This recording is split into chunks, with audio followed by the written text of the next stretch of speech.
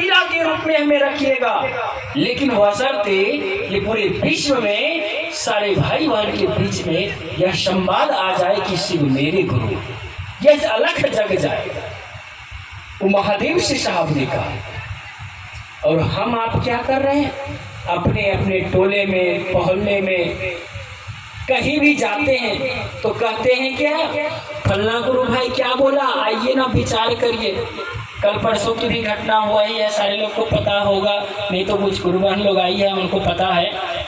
मंच से आदेश देता था कुछ गुरु भाई लोगों ने, जो अपने आप को कहा कि मैं गुरु भाई हूँ, बशर्ते मेरे साहब नहीं कह सकते हैं कि गुरु भाई, क्योंकि साहब श्री हरिंद्रानंद जी ने जब महादेव को गुरु माने थे, उन्होंने पहले वाक्य में कह दिया, शिव की शिष्टता में व्यक्ति कोई गुरु नहीं है, व्यक्ति कोई गुरु है ही नहीं सकता। ये हरिंद्रानंद भी गुरु नहीं है। साहब ने कहा पहली बार में, गुरु है तो महागुरु महादेव, सब उनके शिष्य हैं, सब उनकी शिष्या है।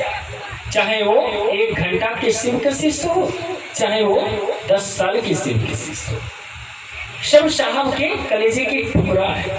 साहब ने कहा यदि हमारी आपकी बोली चाली से किसी न किसी भाई बहन को ठेस पहुंचे, तकलीफ हो, तो वो साहब श्री के कोप के भाजन बनेगा। ये साहब श्री हरिंद्रानंद जी ने कहा मेरी व्यवस्था है कि अभी शरीर में हूँ तो आप लोगों से मिल नहीं पा रहा हूँ, लेकिन कुछ दिन का समय अगर हमें मिलेगा, सब लोग जानते हैं जब शरीर को छोड़ा जाता है तो 14 दिनों के लिए आज़ादी होता है। 14 दिनों के लिए, जिसको हम अपने 12वीं 13वीं कहते हैं, उस चीज़ के लिए। तो साहब श्री ने कहा जिस दिन भी अगर मैं शरीर को छोड़ूंगा तो सबसे पहले पूरा घूमूंगा, और वो भी कहाँ, सारे शिव के शिष्य के घरों में, जिसने शरीर में रहते हुए हमें याद किया और मैं पहुंच नहीं पाया। साहब ने बोले थे मैं वैसे गुरु भाई बहन के यहाँ आऊँगा और देखूंगा कि कितना प्रेम करते हैं वो साहब से, शरीर रूपी में और ऐसे।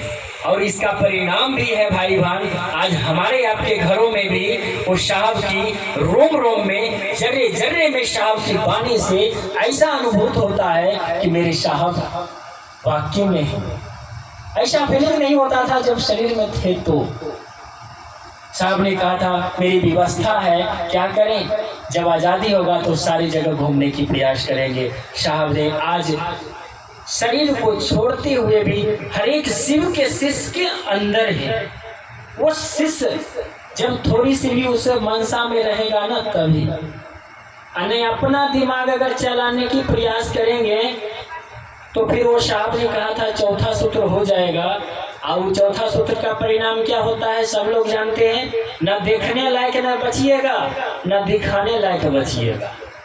समझ रहे हैं ना?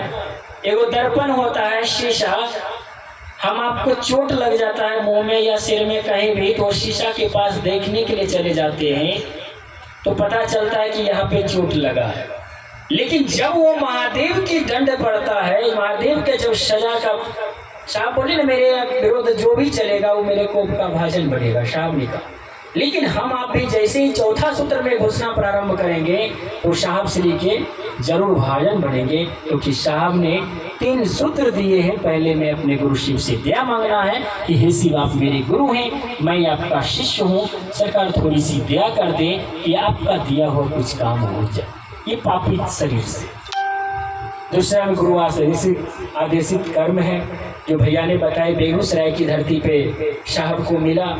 जब भी ये आदेशित कर्म की बात चलता है ना तो हमें बहुत थोड़ा सा खुशी होता है, इसलिए कि मैं उस धरती से आते हैं, वो बेगूसराय की धरती से, तो मेरी चाहत थोड़ी सी जगता है कि मेरे महादेव तो बेगूसराय की धरती पे आके ये संवाद तो दिए, बहुत अच्छा लगता है। और गुरु बनाए हैं तो प्रणाम करने की ज़रूरत है, प्रणाम करेंगे तो परिणाम मिलेगा। और हम आप तो नास्तिक शरीर हैं, पुनः फिर से अपने शरीर को नास्तिक में करना ही है, 5 तत्व में विलीन करना ही होगा। बस एक संवाद को करते रहना है कि शिव मेरे गुरु हैं, आपके भी गुरु हो सकते हैं। करना है 3 ही काम, चौथा काम है बस अपनी वाणी को, बोली विचार को अपने गुरु के चरणों में रखते हैं। पुनः सारे भाई बहन के चरणों में मेरा प्रणाम को स्वीकार हो।